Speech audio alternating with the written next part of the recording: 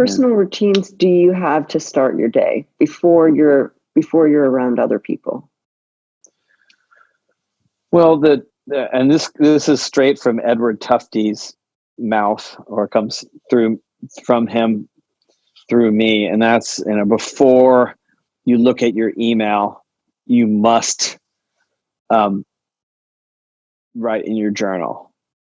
Like, before you put on a record, you must dance. Before you open the newspaper, you must touch clay. Output before input. You've had 8 hours of sleeping where your subconscious mind is active, and that subconscious mind works naturally to address the irrationality of life, the things that don't make sense. It's safe for them to not make sense in your dreams. The only time you have, or the time you have the most direct access to that very important surreal information, is right when you wake up. So the idea of blocking that with input is a total waste. I mean, even if you spend 5 minutes before you got to deal with something,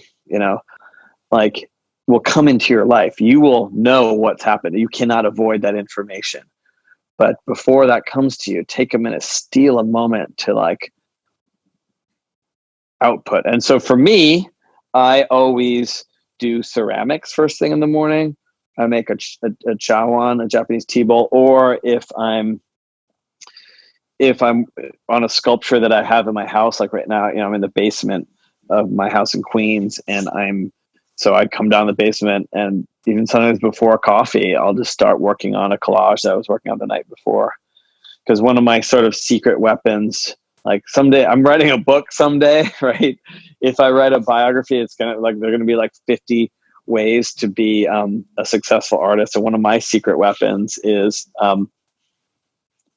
as you're drifting off to sleep, think about what your first move in the studio is going to be in the morning. Go through it in your head, rehearse it, and have that be your meditation of lulling yourself to sleep. And that's just a way of